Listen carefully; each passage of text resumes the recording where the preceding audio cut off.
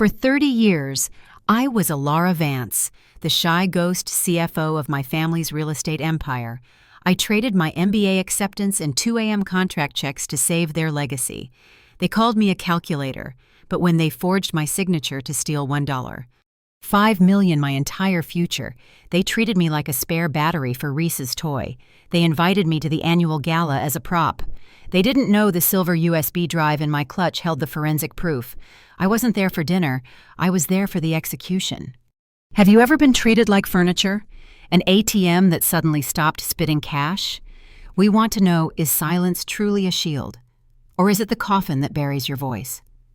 Drop your story of betrayal and standing up for yourself below. Subscribe to see how Alara builds her fortress, one check at a time. My name is Alara Vance. On the frosted glass of my office door, it says Chief Financial Officer. That title sounds important, doesn't it?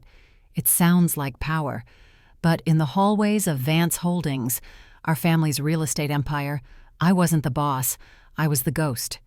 People always whispered when I walked by, "She's so shy," they'd say. "She never speaks up in meetings." They were wrong. I wasn't shy, I was trained. Growing up in the Vance house was like living in a library where the librarian was always angry.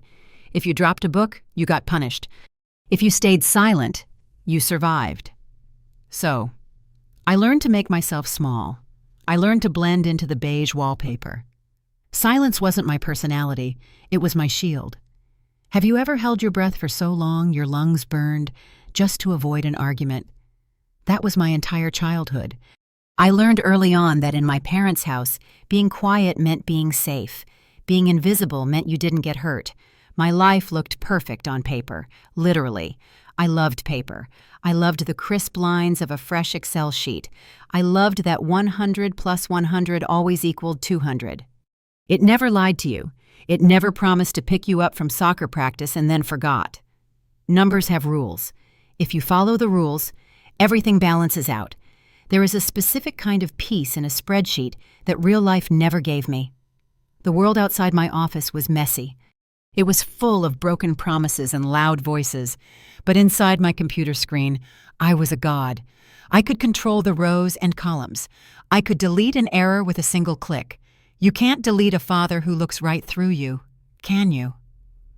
I found comfort in that grid. I became the human equivalent of a spreadsheet. Reliable, boring, fixed. I was the one who remembered the tax deadlines. I was the one who double-checked the contracts at 2:00 a.m. while my brother, Rhys, was out networking at expensive clubs. I found comfort in the predictable.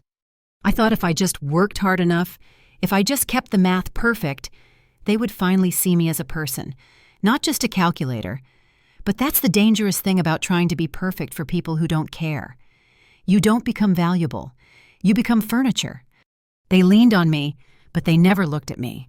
To them, I was just a function. Input data, output results. I didn't have dreams or feelings. I just had tasks. But being the safe one is a trap. While I was busy keeping the company afloat, making sure every penny was accounted for, I didn't see what was happening right under my nose.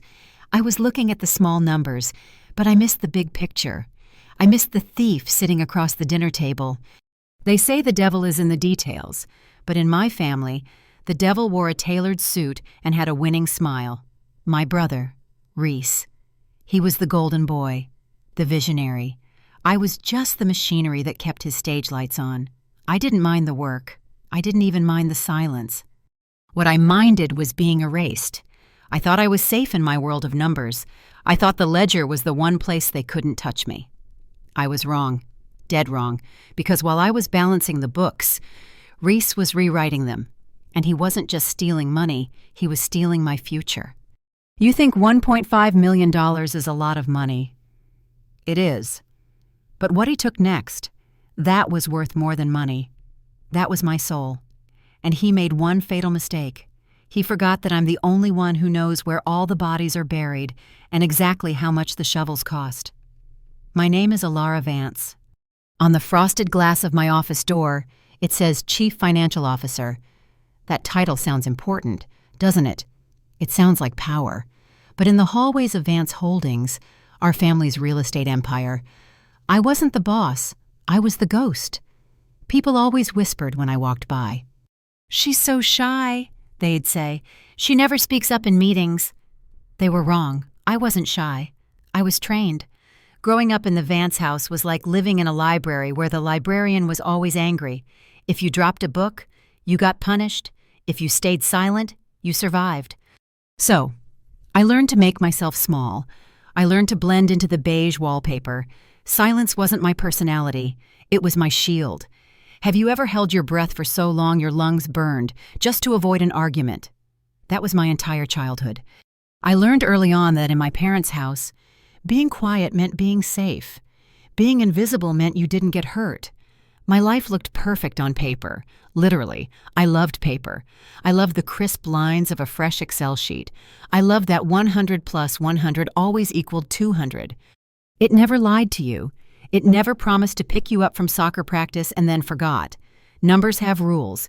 If you follow the rules, everything balances out. There is a specific kind of peace in a spreadsheet that real life never gave me. The world outside my office was messy. It was full of broken promises and loud voices. But inside my computer screen, I was a god. I could control the rows and columns. I could delete an error with a single click. You can't delete a father who looks right through you, can you? I found comfort in that grid. I became the human equivalent of a spreadsheet. Reliable, boring, fixed. I was the one who remembered the tax deadlines. I was the one who double-checked the contracts at 2:00 a.m., while my brother, Rhys, was out networking at expensive clubs. I found comfort in the predictable.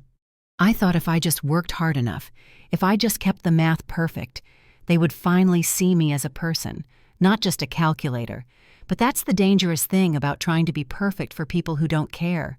You don't become valuable. You become furniture. They leaned on me, but they never looked at me. To them, I was just a function. Input data, output results. I didn't have dreams or feelings. I just had tasks. But being the safe one is a trap. While I was busy keeping the company afloat, making sure every penny was accounted for, I didn't see what was happening right under my nose. I was looking at the small numbers, but I missed the big picture. I missed the thief sitting across the dinner table.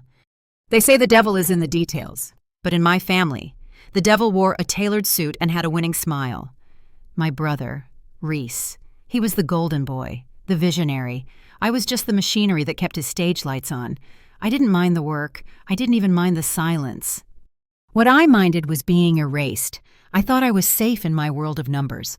I thought the ledger was the one place they couldn't touch me. I was wrong, dead wrong, because while I was balancing the books, Rhys was rewriting them. And he wasn't just stealing money, he was stealing my future. You think $1.5 million is a lot of money? It is. But what he took next, that was worth more than money. That was my soul. And he made one fatal mistake. He forgot that I'm the only one who knows where all the bodies are buried and exactly how much the shovels cost. Rhys wasn't just my brother. He was the headline event. I was just the fine print at the bottom of the page that nobody reads. In our house, affection was a currency, and Rhys was the only one allowed to spend it. I remember the day he announced his first big deal.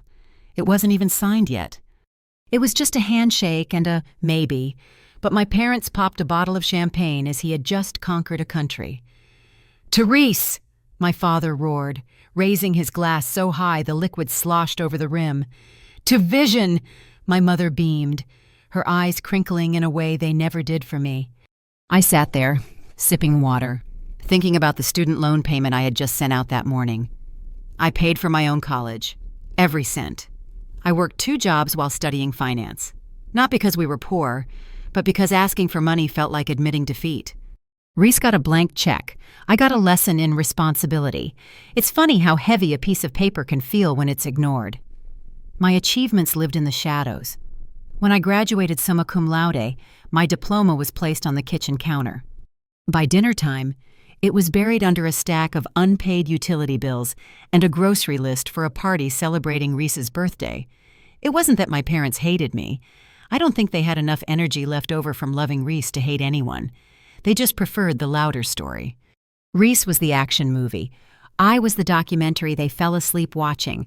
I was the reliable one, the low-maintenance child. But being low maintenance just means you get maintained last. You start to wonder, if you disappeared tomorrow, would anyone notice the empty chair, or just the fact that the bills didn't get paid? Every Friday, that question haunted me. Friday nights were mandatory. The Vance family dinner. My father had this saying he loved to repeat as he carved the roast beef. "Elara, come sit. The family has a place for you. Don't let it be empty." It sounded nice, didn't it? It sounded inviting. But as I sat there, watching Rhys talk with his mouth full about his next game-changing idea, I realized the truth. That seat wasn't reserved for me. It was reserved for an audience. They didn't need Elara the person. They needed Elara the witness. They needed someone to clap, someone to nod, someone to validate the delusion that we were a perfect, successful unit. I was a prop.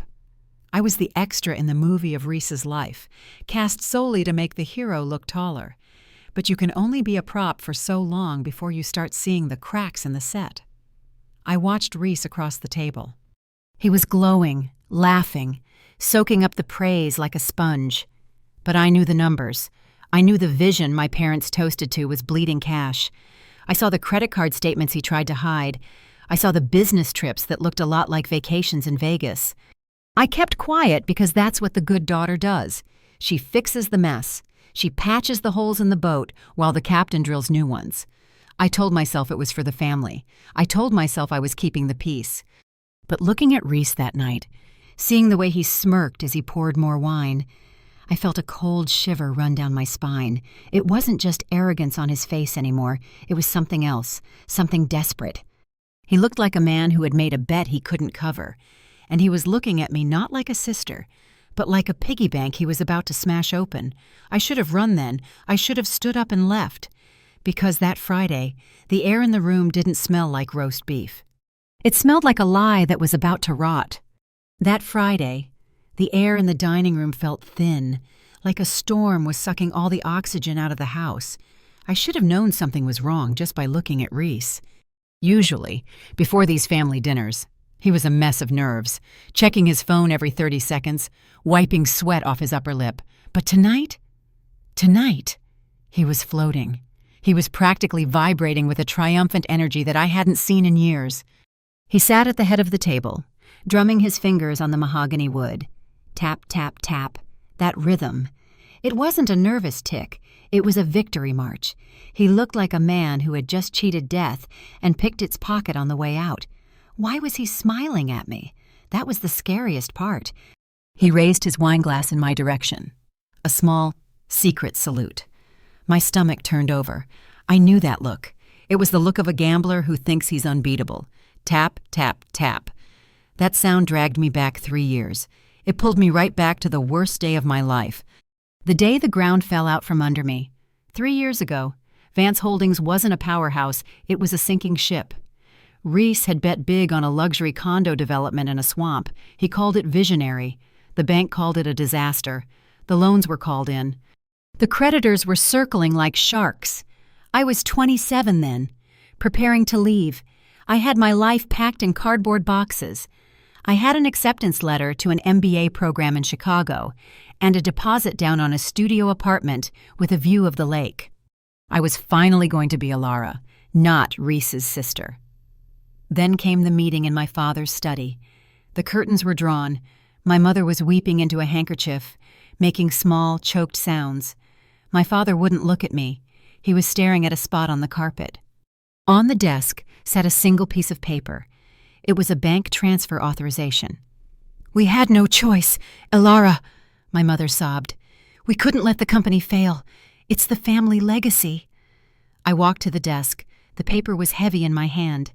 It was a withdrawal slip for $1.5 million. The exact amount left to me by my grandfather in a trust fund that unlocked on my 25th birthday. That money was my freedom. It was my exit ticket. But that wasn't the part that made the room spin. The part that stopped my heart was the bottom of the page. There, on the signature line, was my name. Elara Vance, written in blue ink. But I hadn't written it. The loop on the E was too wide. The V was too sharp. It was a forgery, a clumsy, desperate forgery made by a shaking hand. "We borrowed it," my father said, his voice thick with shame but lacking any real apology. "Just until we get back on our feet. We didn't want to worry you with the details." Worry me. They had committed a felony. They had stolen my future to pay for Rhys's mistake. I looked at them, my mother crying, my father cowering, and I realized something that broke me more than the money. They didn't ask me because they didn't respect me enough to say no. They just took. They treated my life like a spare battery for Rhys's toy. I should have called the police right then. I should have screamed, but I didn't. I looked at the signature, and I saw the trap. If I reported this, my father would go to jail. The company collapses. The family is destroyed. They knew I was too soft to pull that trigger. So, I swallowed the scream. It burned going down, like swallowing hot coal. "You'll pay it back," I whispered, "with interest." "Of course, darling," my mother said, drying her eyes instantly. The performance over. Every cent. That was the deal, but the deal got worse. To save face, they couldn't admit the company was broke, so they spun a new story. Rhys hadn't failed. Rhys had secured a private angel investor. I had to watch them pop champagne to Rhys's genius while I silently canceled my MBA. I had to smile while strangers shook Rhys's hand, congratulating him on saving the business with my money. I moved into a small, damp apartment in the city instead of Chicago. I stayed at Vance Holdings to watch the books, chained to the crime scene, for 3 years. That one. $5 million hasn't been just a number. It's a heartbeat. Thump, thump. It beats behind my ribs every time I look at them. It's a ghost that follows me down the hallway. Every vacation they take, every new car Rhys buys. I calculate the interest.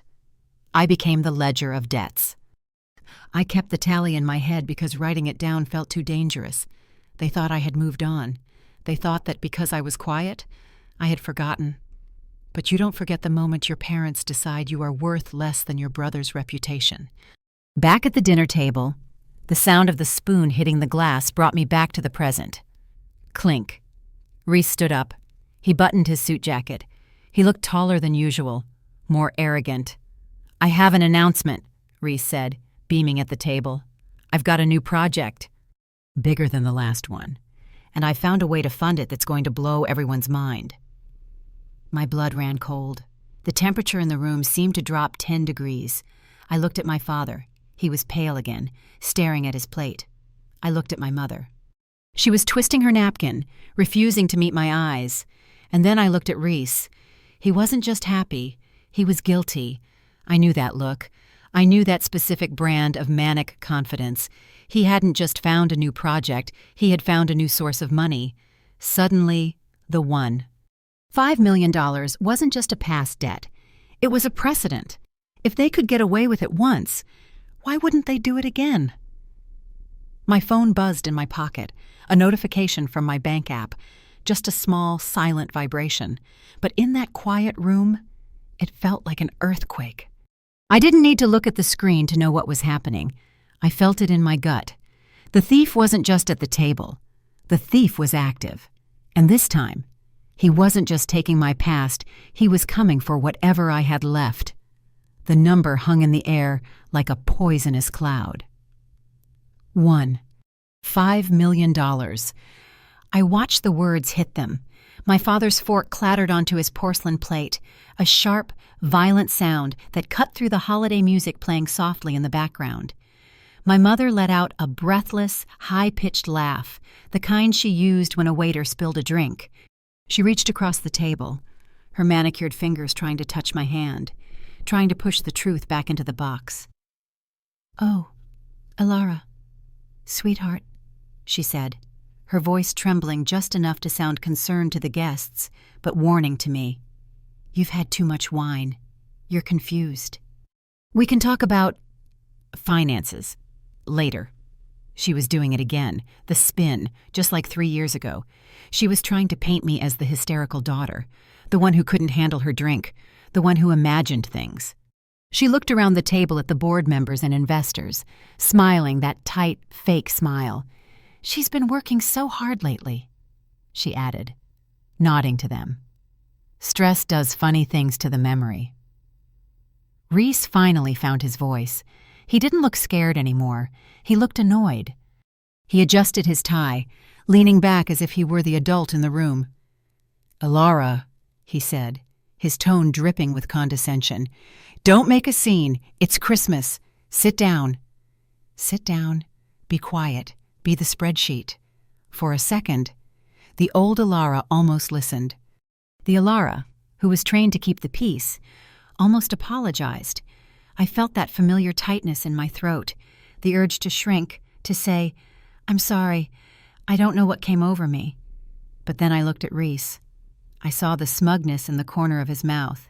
He thought he had won. He thought I was bluffing. And that's when it happened, the snap. It wasn't a loud noise, it was a silent, internal break. It felt like a fever breaking. Suddenly, the heat of my anger vanished. The shaking in my hands stopped. A wave of ice-cold clarity washed over me. It was the strangest sensation. I wasn't mad anymore. I was done. It was like I had been carrying a backpack full of bricks up a mountain for 3 years, and I'd just realized I could take it off. I looked at my mother, who was still smiling desperately. I looked at my father, who was staring into his wine glass like a coward, and I looked at Rhys, the thief who called himself a king.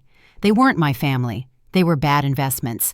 And as a CFO, I knew exactly what to do with a bad investment. You liquidate it. "I'm not confused, Mother," I said. My voice was low, steady, and terrifyingly calm. I didn't yell. I didn't cry. I sounded like I was reading a weather report. "And I'm not drunk, but you're right about one thing. We are done talking." I didn't wait for their reaction. I stood up. The chair scraped against the floor, a final, ugly sound. I didn't look back at the stunned faces of the investors. I didn't care about the whispers that were starting to ripple through the room. I walked toward the door. My mother called my name, her voice rising in panic. "Alara!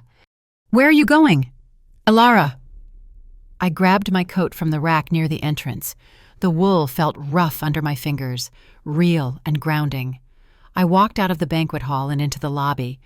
The air was cooler here, cleaner. I could hear the muffled sounds of the party behind the heavy double doors, the music, the chatter, the lie continuing without me. But I wasn't part of the lie anymore. I pushed through the revolving doors and stepped out into the city night. The wind hit my face, biting and sharp, but it felt good. It felt like waking up. I didn't cry.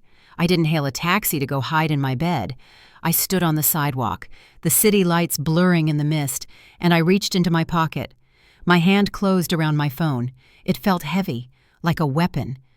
I wasn't just walking away. I was walking toward a war. I unlocked the screen. The blue light illuminated my face in the darkness. I didn't call a friend. I didn't call a therapist. I opened my email app. My thumb hovered over the compose button. Rhys thought the worst thing I could do was cause a scene at a dinner party. He had no idea. The scene was just a distraction. The real damage was about to happen with a single click. I typed in a name I hadn't spoken in years. Atticus Thorne, attorney at law. The subject line was simple: urgent forensic audit request. I took a breath, the cold air filling my lungs, and pressed send. The war had officially begun. The taxi ride home was a blur of neon lights and rain streaking against the glass. My heart was hammering against my ribs, not out of fear, but out of a strange, high-voltage adrenaline. I had just walked out on my family. I had just declared war. When I unlocked the door to my apartment, the silence that greeted me wasn't empty. It was heavy. It was the silence of a bunker before the bombs started falling. I didn't turn on the lights. I didn't kick off my heels. I walked straight to my desk, the only piece of furniture I truly loved, and flipped open my laptop. The screen glowed blue, illuminating my face in the dark room. This was my cockpit. This was where Alara, the daughter, died, and Alara, the CFO, took over. You might wonder why I didn't just cry. Why didn't I collapse on the floor? But you can't cry when you're in survival mode. Tears are for people who have hope that things will get better on their own. I knew better. I knew that the only way to fix this was to burn it down. I had already sent the email to Atticus Thorne, the lawyer, while standing in the cold. That was the nuclear missile. But now I needed to use the sniper rifle. I logged into my personal banking portal. The screen loaded, row after row of numbers. My numbers. Or at least, they were supposed to be. For years, I had been the safety net. Rhys was the star, but I was the one paying for his stage. I clicked on the Secondary Users tab. There it was, Rhys Vance, authorized user. I looked at the recent charges. A $500 dinner at a steakhouse on a Tuesday. A weekend stay at a luxury resort in Napa. Gas for his Porsche. It was pathetic, really. He was a 32-year-old man who was playing CEO, but his little sister was paying for his gas. Why did I do it? Why did I let him drag me down for so long? Because I thought if I bought his gas, he might love me. No, I did it because it was easier than fighting.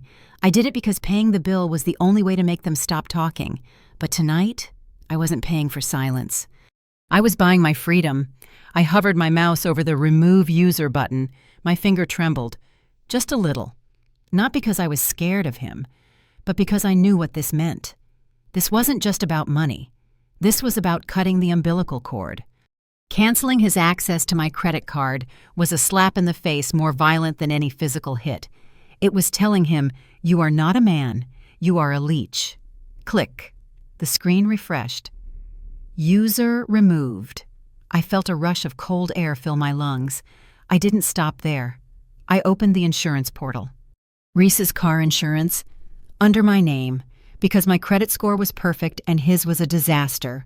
Cancel policy. Confirm. Yes. Next. The family phone plan. Remove line. Confirm. Yes. It was a rhythm now, a drumbeat of destruction. Click, click, click. With every button I pressed, I felt lighter.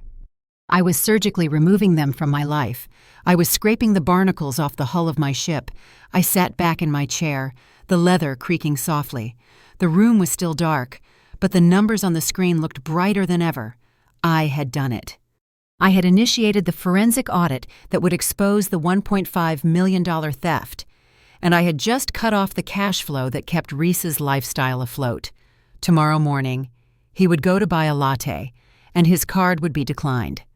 Tomorrow afternoon, he would get an email saying his car was uninsured.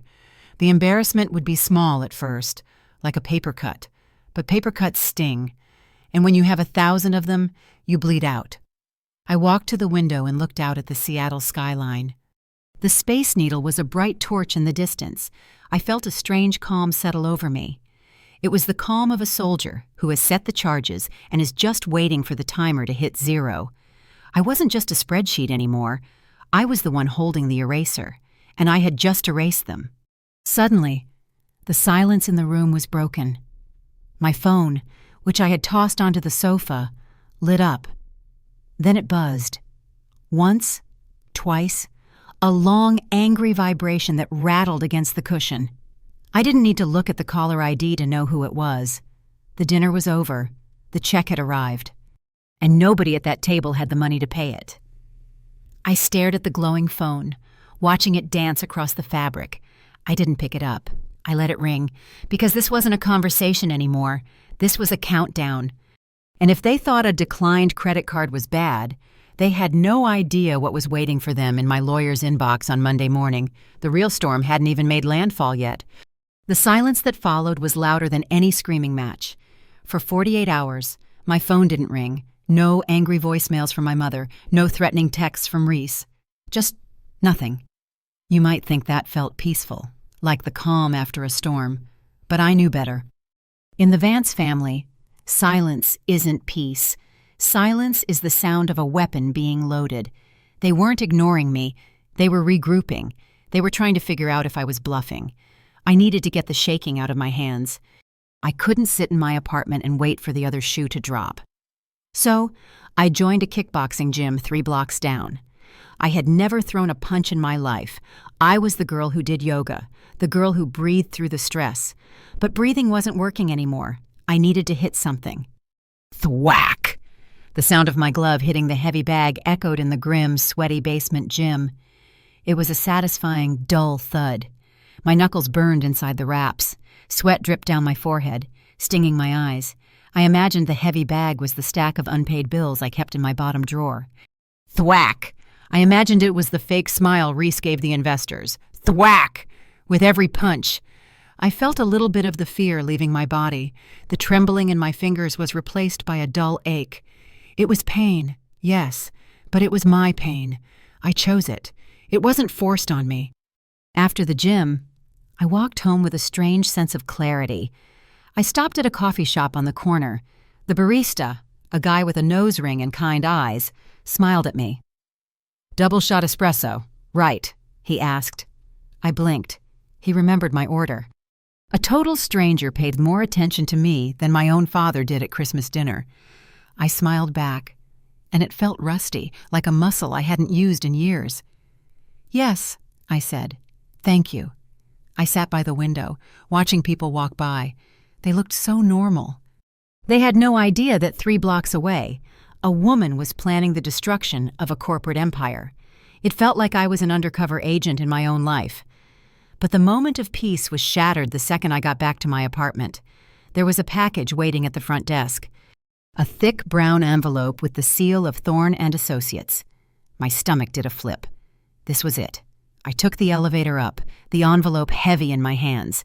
It felt hot, like it was radioactive. Inside my apartment. I didn't open it immediately. I poured a glass of water. I paced the floor. Once I opened this, there was no going back.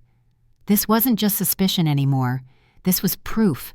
This was the gun I needed to shoot my way out. I sat on the floor of my living room. I didn't use the desk. I needed space. I tore open the seal. A stack of papers slid out, smelling of fresh toner and legal authority. The cover letter was short. "Ms. Vance, per your request, we have completed the preliminary forensic analysis of the trust fund withdrawals. The findings are conclusive. Conclusive." I turned the page, and there it was. My life, reduced to a crime scene. Atticus Thorne didn't joke around.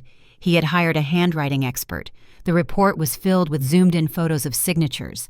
On the left, my real signature from my driver's license and employment contract. On the right, the signature on the withdrawal slip for $1.5 million. The expert had used red arrows to point out the differences. Pressure point, inconsistent. Loop on the L indicates hesitation. Tremor in the downstroke. I stared at the fake signature. It looked like mine, but it looked sick. It looked like a version of me that was weak and trembling. It was a ghost. My mother's hand had probably shaken when she signed it. Was she nervous? Was she guilty? Or was she just annoyed that she had to do paperwork to steal my money? I didn't stop there. I printed out my bank statements, my emails, and Rhys's social media posts from the last 3 years. I started to build a timeline on the floor. I used sticky notes. Pink for my sacrifices. Green for their theft. June 12th, 2021. I declined the acceptance to the MBA program because money was tight. June 14th, 2021. A withdrawal of $50,000 from the trust fund. June 15th, 2021. Rhys posts a photo on Instagram of a new Rolex. Caption: "Hard work pays off." I felt a laugh bubble up in my throat, but it wasn't a happy laugh. It was sharp and jagged. Hard work. He was wearing my tuition on his wrist. I kept going. The floor became a mosaic of betrayal. August, I paid the company's electric bill from my savings. August, Rhys withdrew $10,000 for a consultation fee. December. I skipped buying a winter coat. December. The company retreat to Aspen that I wasn't invited to. Cost $25,000, paid from the trust. It was a silent autobiography. For years, they told me I was crazy. They told me I was cheap. They told me I didn't understand business. But the papers on the floor didn't lie. The numbers were the only honest things in my life. I wasn't a bad daughter. I was a financier funding a fraud. I picked up a red marker. I started circling the dates. The pattern was so obvious now. Every time I made a sacrifice, they made a purchase. It was a direct transfer of life force. They weren't just stealing money, they were stealing my experiences. That Rolex was my education. That Aspen trip was my down payment on a house. That consultation fee was my dignity. I sat back on my heels, looking at the sea of paper. The sun had gone down. The city lights were twinkling outside, but the only light I cared about was the lamp illuminating my evidence. I felt a shift inside me. The sadness was gone. The shock was gone. What was left was cold, hard steel. I wasn't the victim anymore. I was the prosecutor. I had the weapon. I had the motive. And now I had the map. This wasn't just a pile of paper. This was a death warrant for Vance Holdings. I organized the stacks into neat piles. Evidence A, Evidence B, Evidence C. I put them into folders. I labeled them with the same precision I used to run their company. Suddenly, the silence of the room was broken. Psst. I looked at my phone. Then again. Psst. Psst. It wasn't a text. It was a call. Then another. Then a flood of notifications. The screen lit up like a Christmas tree. 92 missed calls, 40 text messages, mother, father, Rhys, mother again, Rhys again. I watched the phone vibrate, dancing across the table. They weren't calling to say hello. They weren't calling to apologize. They were calling because the audit notice had just landed on my father's desk. They were calling because the bank had just frozen the shared assets. The silence was over. The panic had arrived. I didn't pick up. I just watched the screen. A small, cold smile playing on my lips. Let it ring. Let them sweat. Because for the first time in my life, I wasn't the one afraid of the noise. I was the one making it. And if they thought a few missed calls were stressful, they had no idea what I was going to do next. The financial execution was just a warning shot. Now I was coming for the kill. The phone didn't just ring, it screamed. For 48 hours, it sat on my coffee table like a live grenade that had already had the pin pulled. 92 missed calls, 47 text messages, 11 voicemails. The screen lit up the dark room in a constant, epileptic rhythm of blue light. Buzz, buzz, buzz. It was almost impressive. For 30 years, I couldn't get my family to return a text about my birthday, but the moment I threatened their bank account, suddenly I was the most popular girl in the world. I sat on my couch, knees pulled up to my chest, just watching the notifications roll in. I didn't reach for the phone. I treated it like a dangerous animal behind glass at the zoo. I could see its teeth, but it couldn't bite me anymore. Buzz. A text from my mother. "Alara, please pick up. Dad is having chest pains. You're killing him."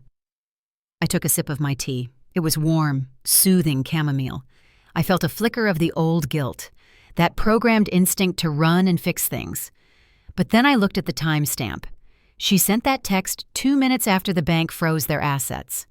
My father wasn't having a heart attack. He was having a wallet attack. Buzz. A text from Rhys. "You think you're smart? Wait until the lawyers see the non-disclosure agreement you signed. You're done." I laughed. A dry, short sound.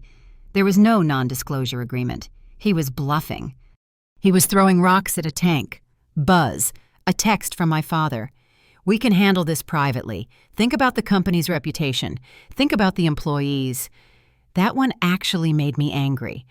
The employees, the people whose pensions Rhys gambled with, the people I stayed up until 3:00 a.m. protecting. He didn't care about them. He cared about how he looked to them. You know what the worst part was? As I scrolled through the wall of desperate words, I was looking for something that wasn't there. I was looking for, "Are you okay?" I was looking for, "I'm sorry we hurt you." I was looking for, "We miss you." But those words didn't exist in the Vance family dictionary. Every single message was about money, control, or image. Not one person was scared for me. They were scared for themselves. I wasn't a daughter to them. I was a malfunctioning ATM that had suddenly stopped spitting out cash. I played one voicemail, just to be sure. It was my mother. Her voice was high and breathy, the tone she used when she was trying to charm a police officer out of a speeding ticket. "Alara, darling, this has all gone too far. We were just protecting you. The money was..." An investment for your future, too. Just call Rhys. He's willing to forgive you. Is he willing to forgive me? The audacity hit me like a physical slap. I felt the coldness in my chest turn into something solid, like ice hardening into a glacier. They weren't sorry. They were just inconvenienced. They honestly believed that they could talk their way out of a felony. They thought that if they just gaslit me hard enough, I would blink, apologize, and go back to being the quiet girl in the corner. But the quiet girl was dead. She died the moment she saw that forged signature. I stood up and walked to the window. The city below was moving. Cars were driving, and lights were changing. Enging. The world didn't care about the Vance family drama. It was a small, petty fire in a big, wide world. And I realized something that made my shoulders drop 2 inches. Their panic wasn't my problem. Their fear wasn't my burden. For years, I had absorbed their stress like a sponge. If Rhys was sad, I was sad. If Dad was angry, I was scared. But now, I looked at the phone vibrating on the table, buzz, buzz, and I felt completely separate. It was like watching a movie with the sound off. They were screaming, waving their arms, running around in circles. And I was just sitting in the theater, eating popcorn, waiting for the credits to roll. But I knew I couldn't stay here. My apartment was too close to the office. Too close to their sphere of influence. Rhys was impulsive. When the text didn't work, he would come pounding on my door. He would try to physically intimidate me, just like he used to when we were kids. And he wanted the remote control. I wasn't going to give him the chance. I walked to my bedroom closet and pulled out my large suitcase. The zipper made a loud final sound. Zip. Like a body bag closing. I didn't pack everything. I didn't need the old Alara's clothes. I didn't need the beige cardigans or the sensible shoes I wore to make myself invisible. I packed only the essentials. My laptop, the folder of evidence, my passport, and the new black coat I had bought myself yesterday, the one that made me look like a woman who owns the building, not the one who cleans it. I checked my phone one last time. A new message from Rhys. I'm coming over. We're settling this tonight. I stared at the words. I'm coming over. It was a threat. He was probably 10 minutes away, his knuckles white on the steering wheel of the Porsche I paid for. He expected to find me crying on the floor. He expected to break down the door and find the victim. I grabbed my keys and the handle of my suitcase. I took one last look at the apartment, the damp walls, the cheap furniture, the life I had settled for. I turned off the lights. Let him come. Let him kick down the door. By the time he gets here, he's going to find nothing but dust and a silence loud enough to deafen him. I wasn't just leaving the apartment. I was leaving the game. And when I came back, I wouldn't be playing by his rules anymore. I'd be the one holding the whistle. I didn't stop driving until the skyline of Seattle was just a jagged gray line in my rearview mirror. The highway stretched out in front of me, dark and empty, like a promise I was finally keeping to myself. My phone was in the passenger seat, turned off. For the first time in 30 years, nobody knew where I was. I wasn't Alara the fixer, or Alara the bank, or Alara the ghost. I was just a woman in a car, driving toward a life that didn't exist yet. The fear that had been gripping my throat back at the apartment started to loosen. It was replaced by something strange. It wasn't happiness, exactly. It was lighter than that. It was the feeling of weightlessness you get right after you drop a heavy backpack. I had dropped them, all of them. 3 hours later, I pulled into the underground garage of a building in Bellevue. It wasn't a damp, brick building like my old place. This place was steel and glass. It looked sharp. It looked dangerous. It looked like the future. I took the elevator to the 24th floor. My ears popped as the numbers climbed. 10, 15, 20. With every floor, I felt like I was rising above the murky water of my family's drama. I stood in front of door 240B. I reached into my pocket and pulled out the key. It was just a small piece of metal, but it felt heavier than gold. This key didn't belong to a landlord who ignored my calls. It didn't belong to my parents. It was mine. I had bought this place with the savings I had hidden away. The Freedom Fund I had started building the day I found out about the forgery. I slid the key into the lock. Click. The sound was crisp and perfect. I pushed the door open and stepped inside. The first thing that hit me was the light. Even at night, the city glowed through the windows. And the windows, they were everywhere, floor-to-ceiling glass wrapped around the entire living. In my parents' house, the curtains were always drawn to keep the neighbors from seeing inside. Inside, to keep the secrets in. Here. There were no curtains. There was nothing to hide. I walked to the edge of the glass and looked down. The cars below looked like toys. The people looked like ants. For the first time, I wasn't the one looking up, waiting for permission. I was the one looking down. I didn't have much furniture yet, just a mattress in the bedroom and a single chair in the living room. But the emptiness didn't feel sad. It felt like a blank canvas. I walked into the kitchen. The counters were white marble, cold and smooth under my hand. I opened the fridge. It was empty, except for a bottle of water. I laughed, a real, genuine laugh that echoed off the bare walls. There was no leftover roast beef from a disastrous family dinner. There was no half-empty bottle of expensive wine that Rhys had charged to my card. There was just space. I sat down in the middle of the living room floor, bathed in the blue light of the city. I pulled out my checkbook. I wrote a check for the Homeowners Association fee, signed Alara Vance. I wrote a check for the electricity, signed Alara Vance. It sounds boring, doesn't it? Paying bills. But you have to understand, for 10 years, every check I wrote was to cover someone else's miss. I paid for Rhys's car accident, dents. I paid for my mother's retail therapy. Every signature was an act of submission. But tonight, every dollar I spent was for my heat, my light, my safety. It was the most selfish, wonderful feeling in the world. I was building a fortress, one check at a time. The anger that had fueled me at the Christmas party was gone. Anger is hot. It burns you out. What I felt now was cool. It was the temperature of the glass window against my forehead.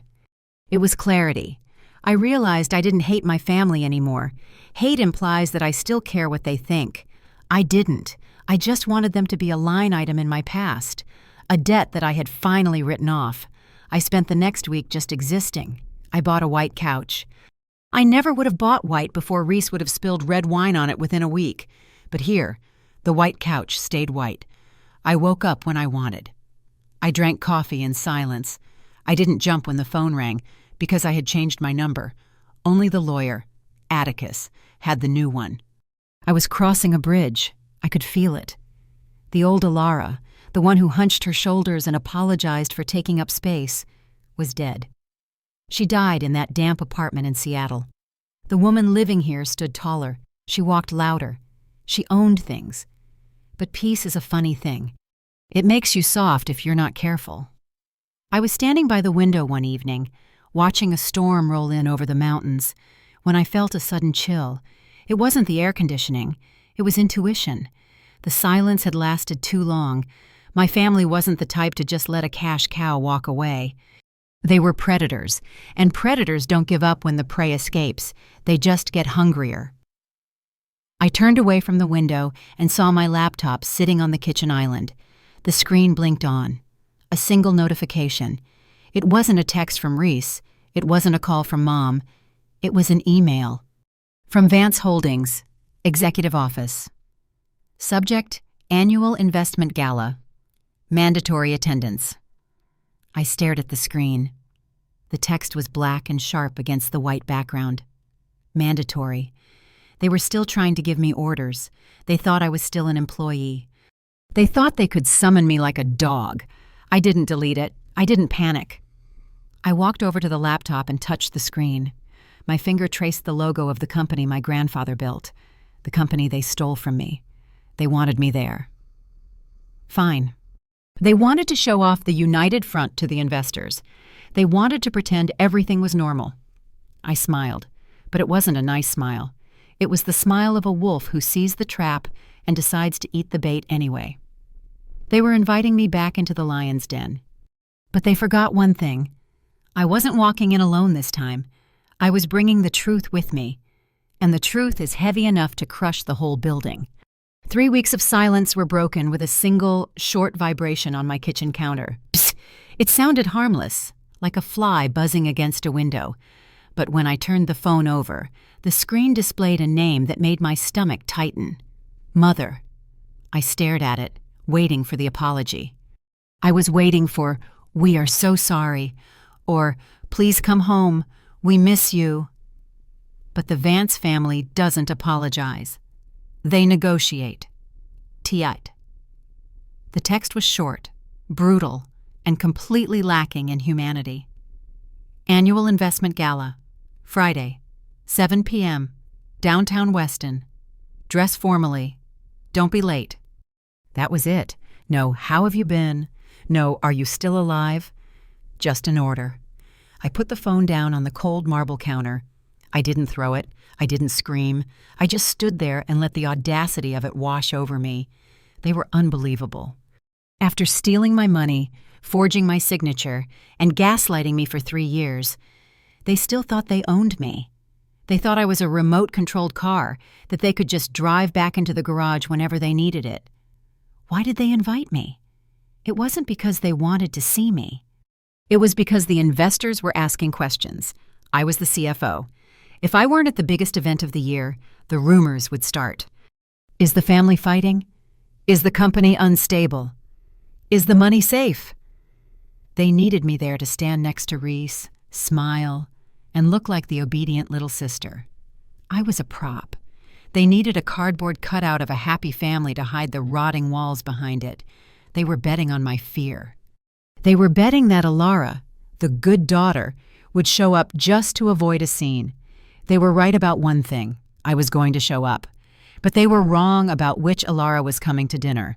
I went to my closet. For years, my mother had critiqued my clothes. Too bold, Alara. Too distracting, Alara. Wear the beige. It's more professional. I pushed the beige suits aside. I pushed the gray cardigans to the back. I reached for a garment bag I had bought yesterday. I unzipped it. The sound zip was sharp and satisfying. Inside was a dress that the old Alara would never have touched. It was black. It was sleek. It didn't have ruffles or lace to hide behind. It was cut like a blade. When I put it on, I didn't look like a nervous accountant. I looked like a woman who owns the building. I stood in front of the full-length mirror. I pulled my hair back tight. No messy buns, no hiding my face. I applied lipstick, a deep, dark red. It felt less like makeup and more like war paint. I looked at my reflection. The eyes staring back at me weren't sad anymore.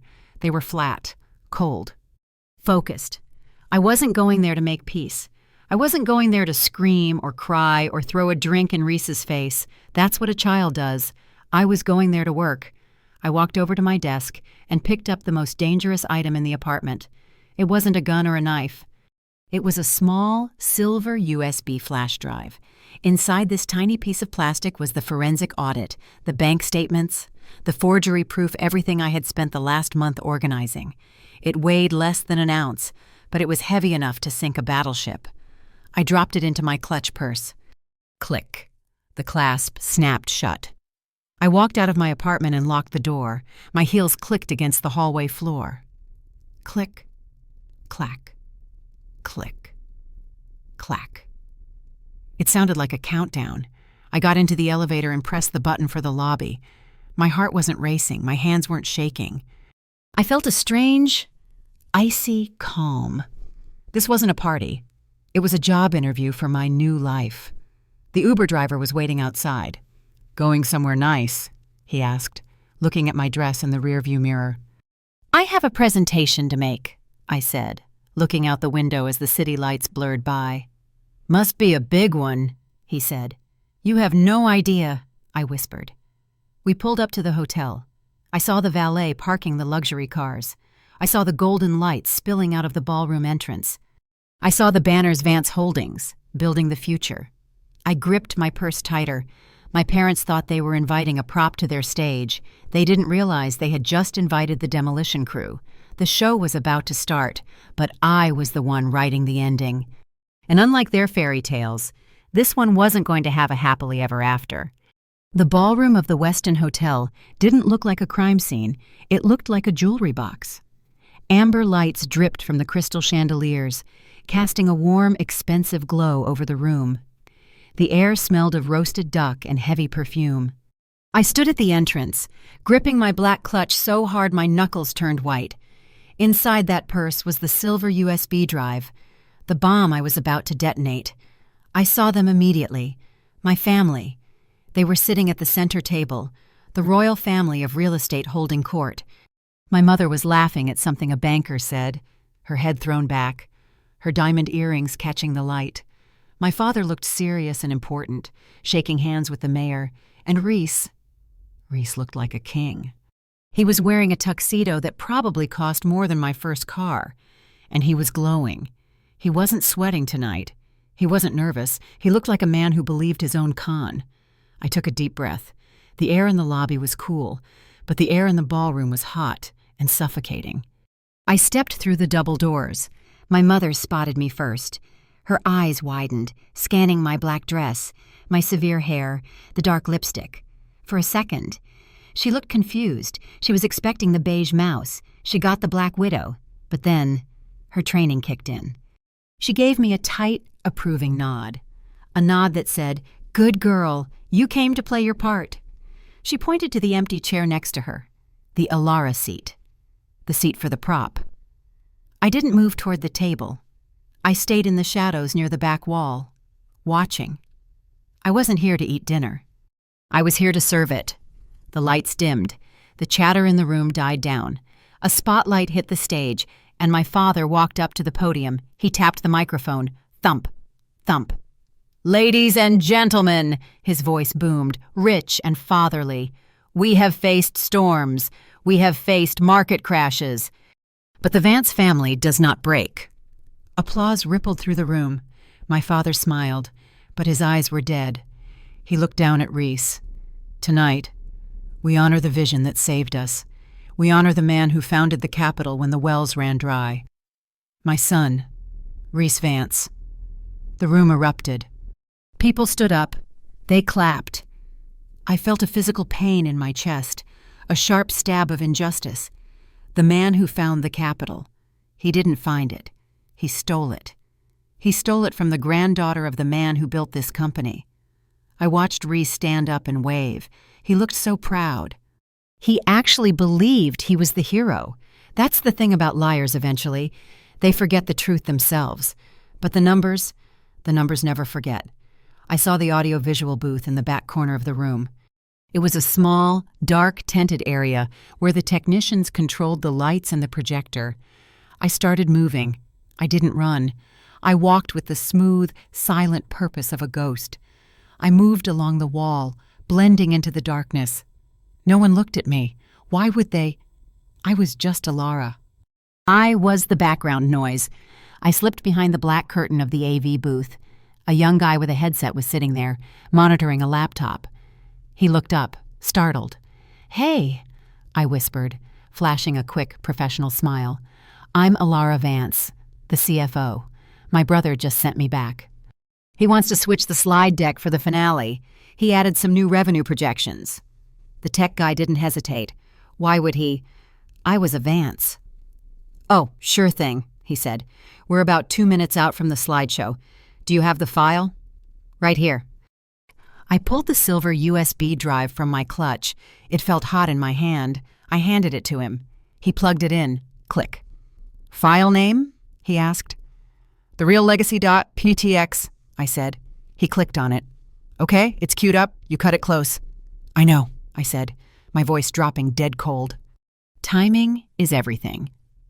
I turned and walked out of the booth before he could ask any questions. I didn't go back to the shadows. I walked straight down the center aisle. The spotlight was still on my father, but I was walking into the light. My heart was hammering a war drum against my ribs, but my face was stone. I stopped 10 feet away from the head table. I saw Rhys look at me. His smile faltered. He saw something in my eyes that scared him. He saw the end. "And now," my father said, sweeping his arm toward the giant projection screen behind him, "let's look at the numbers that define our success." The tech guy hit play. The screen flickered. The logo of Vance Holdings appeared, bright and blue.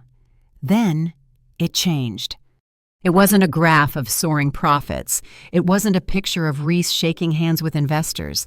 It was a scanned document, a bank withdrawal slip, dated 3 years ago, amount $500,000, and at the bottom, blown up to the size of a billboard, was a signature. Alara Vance. Next to it, in bright red letters, was the forensic analyst's note, "Forgery detected."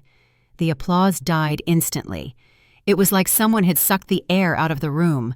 My father froze mid-gesture, his arm still raised. He turned slowly to look at the screen.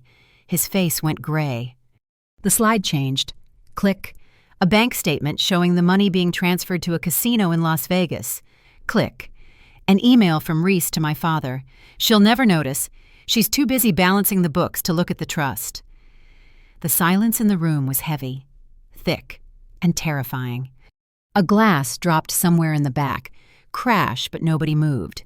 Rhys was standing up now, his mouth opening and closing like a fish on dry land. He looked at the screen, then at me. I didn't shout. I didn't need to. The screen was shouting for me. I stepped forward, right into the pool of light. I wasn't invisible anymore. I was the only thing anyone could see. "That's not the revenue projection," I said, my voice calm enough to cut glass. "That is the cost of doing business with a thief." Rhys lunged toward the table, knocking over a wine glass. "Turn it off!" And he screamed, his voice cracking. "Someone turn it off!" But the tech guy didn't turn it off. The slides kept coming. A car purchase, a luxury vacation, my tuition money, spent on his ego. The room was paralyzed. The investors were whispering. My mother looked like she was going to faint. My father looked like a ghost. I looked Rhys dead in the eye. "You wanted to be the center of attention." "Rhys," I said, stepping closer until I was standing right in front of the head table. "Well, look around. Everyone is watching you now." This wasn't just a presentation. This was an execution. And I was just getting started. The slides were the evidence, but what I was about to say next, that was the verdict. The screen behind Rhys didn't just flicker. It burned. The giant bar graph towering over him was red violent, angry red. It showed the dates. It showed the amounts. And right in the center, magnified for everyone to see, was the sum $1.5 million. It hung there like a neon sign in a dark room. The silence that followed wasn't empty. It was heavy. It pressed down on the room, suffocating the applause, the laughter, and the lies. A waiter near the kitchen dropped a tray, the crash of breaking glass echoing like a gunshot, but nobody turned to look. Every single pair of eyes was glued to the stage. They were looking at the hero of the evening, Rhys Vance, and seeing a criminal. Rhys turned to look at the screen, his movements slow and jerky, like a rusty machine. His face, which had been glowing with pride just seconds ago, drained of all color. He looked like he was going to be sick. My father, the man who could command a boardroom with a single look, was frozen. He gripped the edge of the podium so hard his knuckles were white, staring at the screen as if hoping it was a hallucination. But math doesn't hallucinate. Numbers don't dream. I stepped out of the shadows. The click of my heels on the polished floor was the only sound in the room. Click, clack, click. It was a steady, rhythmic countdown. I walked right past the stunned investors. I walked past the table where my mother sat. She wasn't covering her face in shame. She was looking around the room, her eyes darting wildly, calculating the social damage. She wasn't sorry she did it. She was terrified she got caught. She looked at me, her eyes pleading, begging me to stop, to make up a lie, to say it was a joke. I didn't stop. I walked up the stairs to the stage. I stood next to Rhys. He looked small now. The tuxedo didn't fit him right anymore. It looked like a costume he was wearing for a play that had just been canceled. I took the microphone from the podium, sliding it out of my father's frozen hand. He didn't fight me. He looked at me like I was a ghost, like I was something he had buried 3 years ago that had suddenly clawed its way out of the grave. "If the truth makes anyone uncomfortable tonight," I said, my voice amplifying through the speakers, clear and terrifyingly calm, "that is not my problem." The sound of my own voice startled me. It wasn't the voice of the shy girl who sat at the kids' table. It was the voice of a CEO. I turned to look at the screen, pointing a finger at the red bars. "For 3 years, you have listened to a fairy tale," I told the room. "You were told Rhys Vance was a savior. You were told he found a miracle investor." I turned back to the crowd.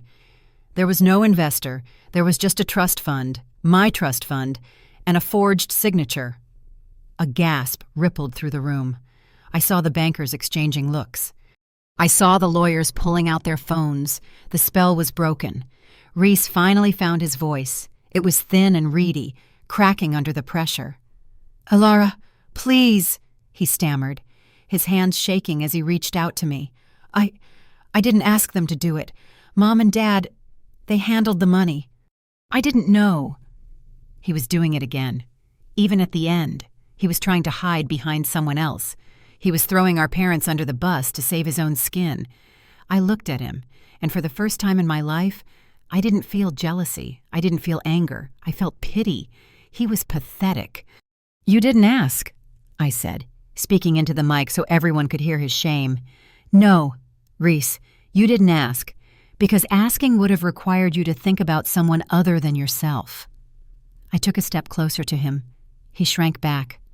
"You didn't care where the money came from," I continued, my voice dropping lower, more intimate, but still booming through the hall.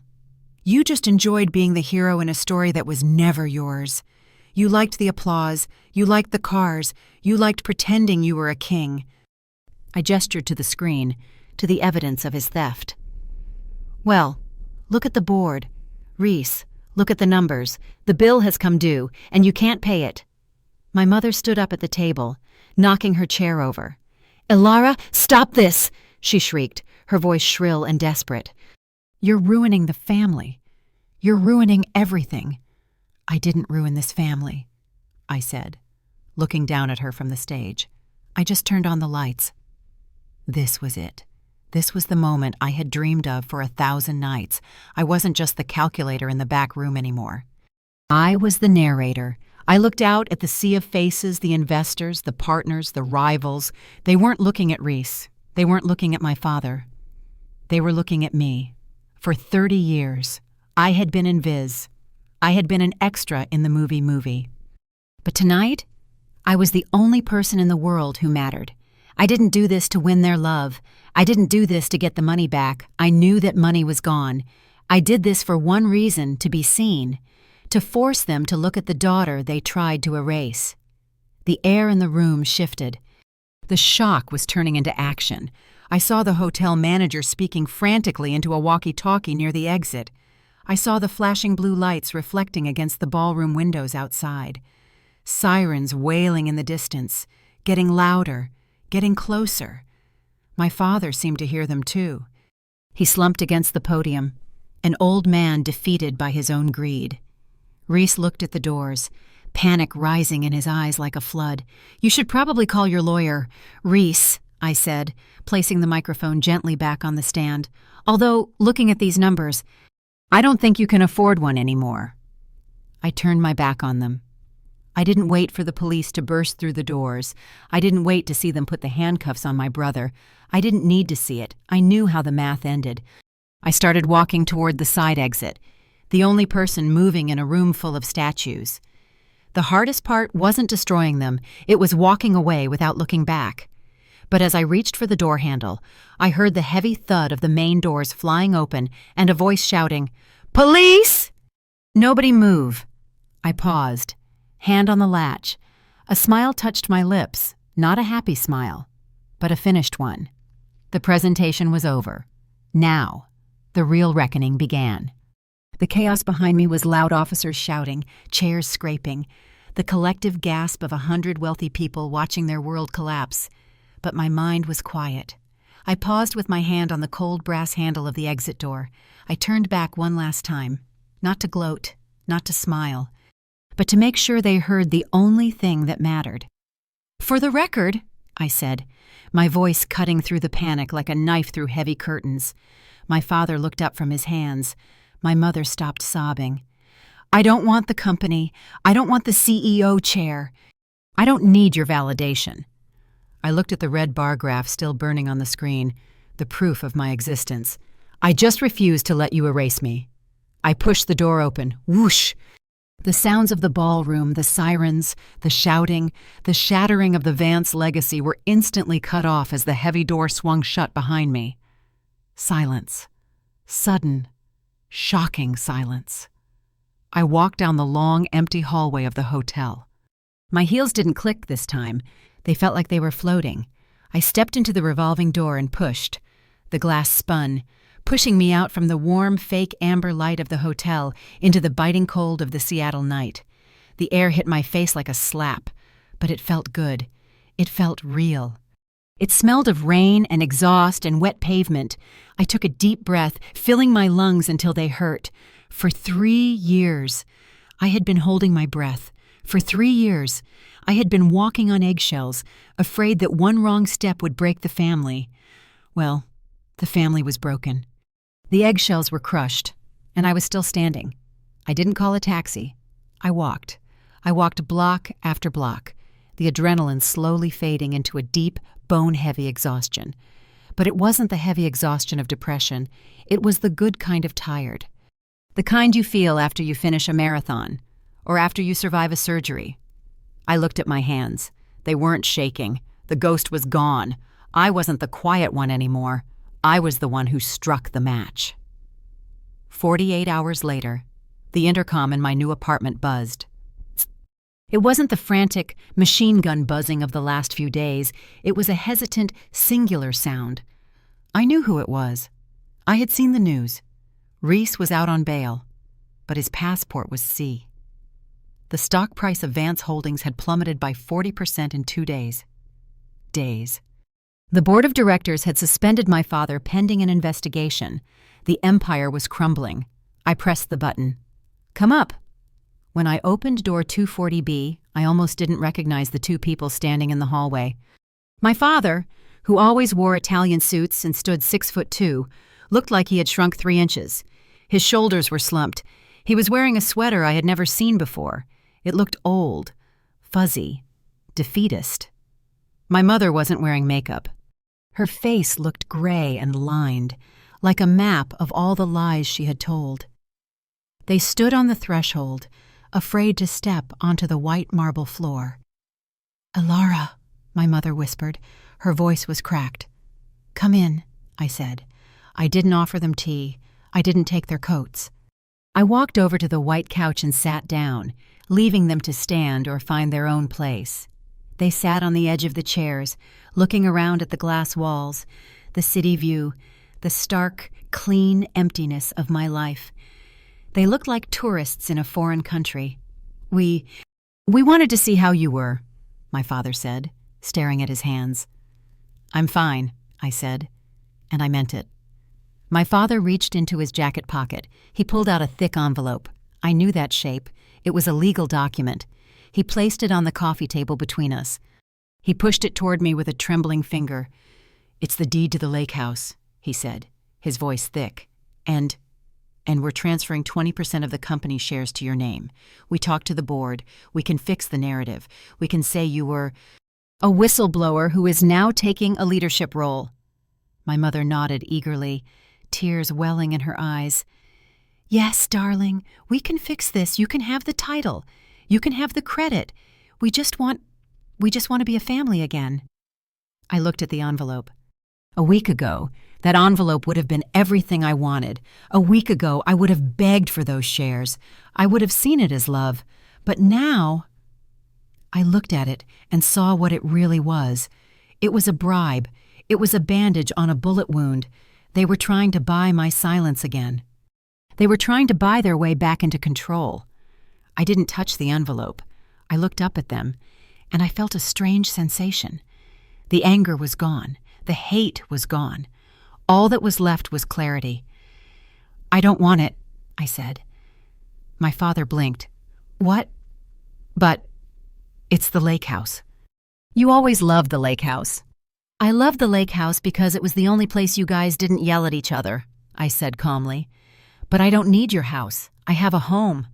I gestured to the glass walls around us. "I bought this with my money, with my credit score. There are no ghosts here. But the shares, my mother pleaded. It's millions of dollars, Alara. It's millions of dollars of dirty money, I said. I don't want to be part of the cleanup crew for Rhys's mess. I don't want the title. I leaned forward, looking them both in the eye.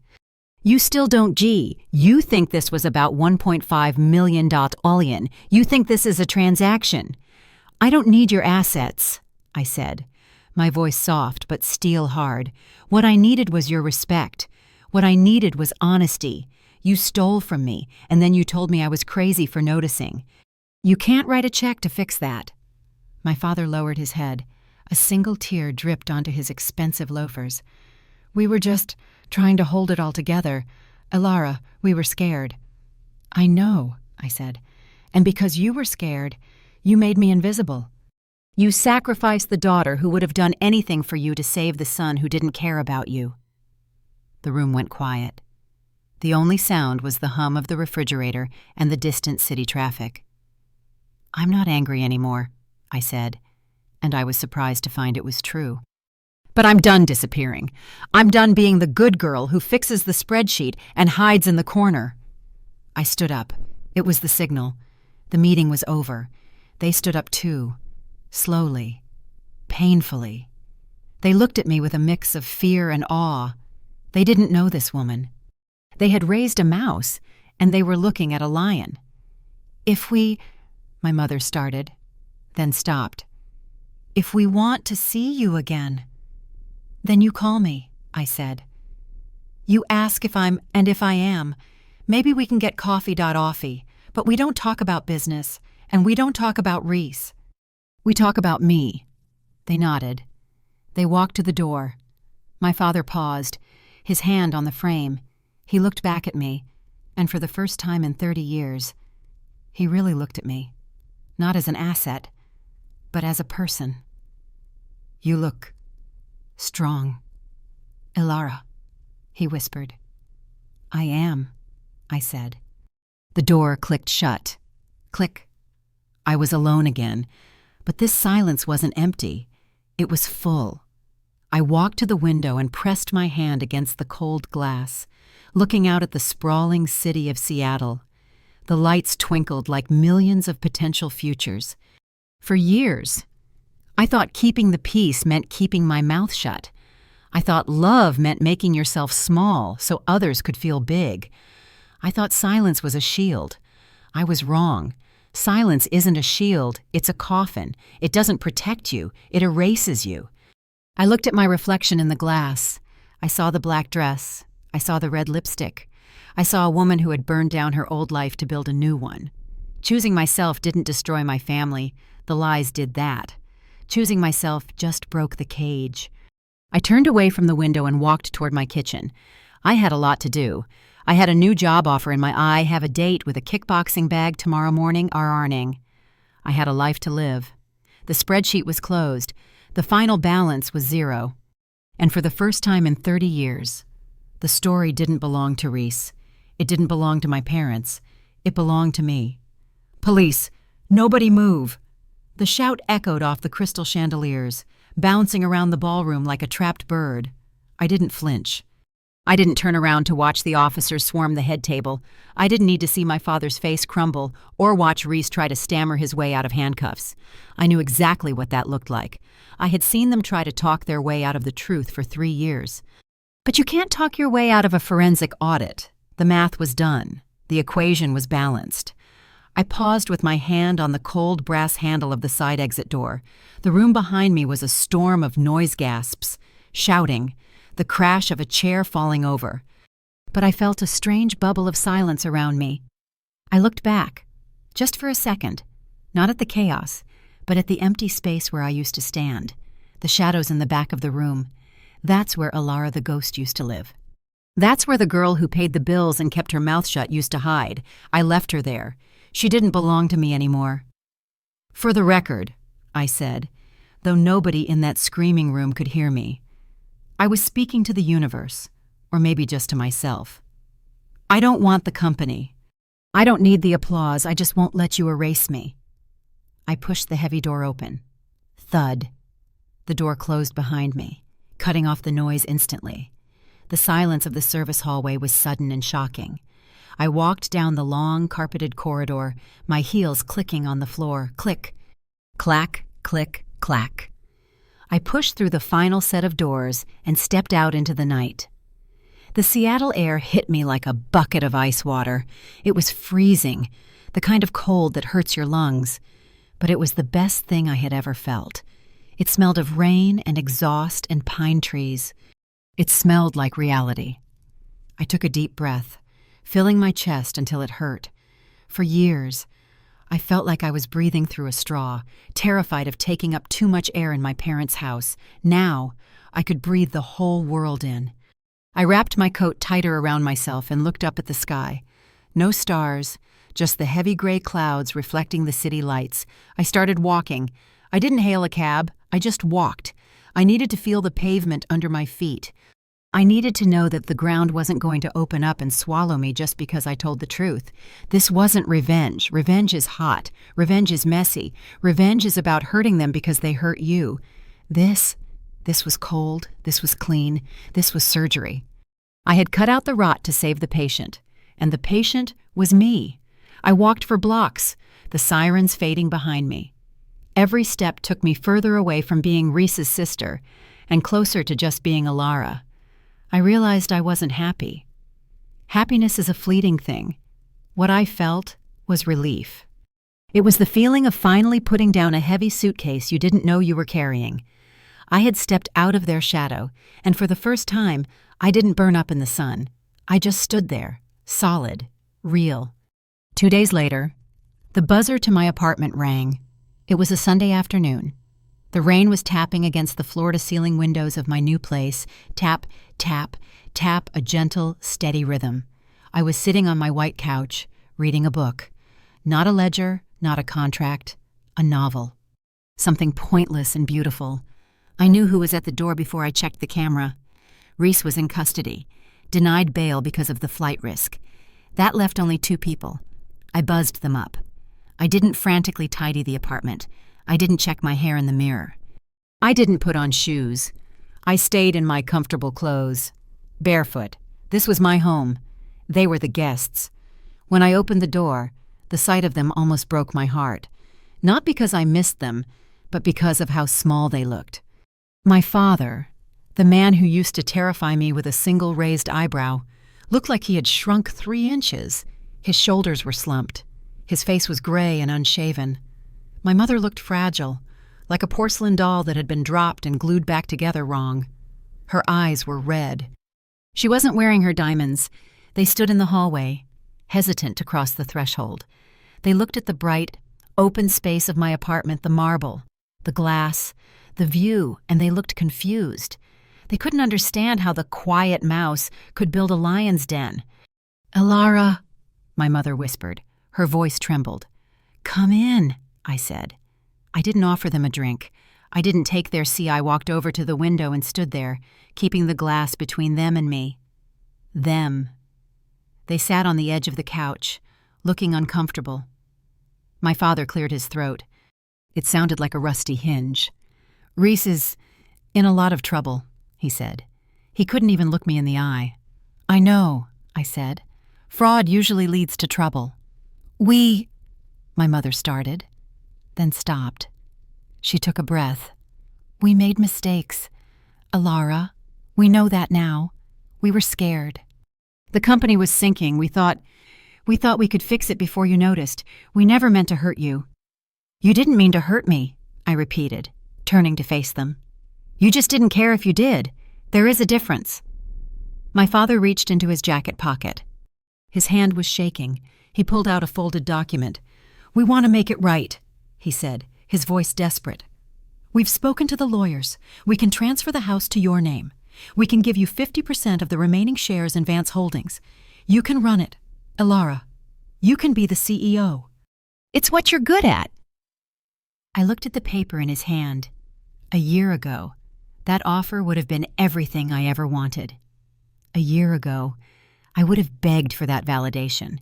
I would have taken the scraps from their table and called it a feast, but I wasn't that person anymore. I looked at the document, then I looked at the city outside. The rain was washing the streets clean. "I don't need it," I said. My voice was soft, but it had iron in it. My father blinked. "What?" "It's the company empany. It's your legacy." "It's your legacy," I corrected him. "It's a legacy of lies and debt and pretending to be something we aren't. I don't want it." I walked over to the table where he had placed the paper. I didn't pick it up. I just looked at it. "I have a home," I said, gesturing to the walls around me. "I bought it myself. I have a career. I built it myself. The only thing you have that I want isn't on that piece of paper." "What is it?" my mother asked, tears finally spilling over. "Name it, Alara, anything." "Respect," I said, "and honesty." The room went quiet. The only sound was the rain. "I don't want your money," I continued. "I don't want the title. I want you to look at me and see a person, not a resource. I want you to understand that you didn't just steal my money. You stole my trust. You stole my voice." My father looked down at his hands. For the first time, I saw shame. Real shame. Not the embarrassment of getting caught, but the heavy, crushing weight of realizing he had failed his child. "I'm not angry anymore," I said quietly. And it was true. The fire had burned out. All that was left was ash, and ash is easy to sweep away. But I'm done disappearing. I am done being the invisible glue that holds this family together. If we are going to have any kind of relationship, if we are going to build anything from this wreckage, it has to start with that. "It starts with the truth," I said. "Can you do that?" My father nodded slowly. "We can try." "Good," I said. "Then you can start by leaving. I need to read my book." It was a harsh dismissal, maybe, but it was necessary. I needed them to know that my time was mine now. They stood up. They didn't argue. They walked to the door, looking older than I had ever seen them. My mother stopped and looked back. "You have a beautiful view, Alara," she said softly. "I know," I replied. I picked it out. The door closed. Click. I was alone again. But this time, the silence didn't feel empty. It felt full. It felt like potential. I walked back to the window and pressed my hand against the cool glass. I looked out at the city of Seattle, a grid of lights and lives and stories. For 30 years, I thought keeping the peace meant keeping my mouth shut. I thought love meant making yourself small so others could feel big. I thought if I just stayed in the background, I would be safe. But I was wrong. Silence doesn't protect you. Silence erases you. It teaches people that you don't matter. It teaches them that they can take pieces of you and you won't make a sound. Choosing myself didn't break my family. My family was already broken. I just stopped pretending it wasn't. By speaking up, by clicking that mouse, by walking onto that stage. I didn't just expose a crime. I broke the story that had been holding me prisoner. I looked at my reflection in the dark glass. The woman staring back wasn't a spreadsheet. She wasn't a victim. She wasn't a ghost. She was Alara Vance, and for the first time in my entire life, the future didn't belong to my parents, or to Rhys, or to the company. I took a deep breath, watching the fog from my breath vanish on the glass. The future belonged to me.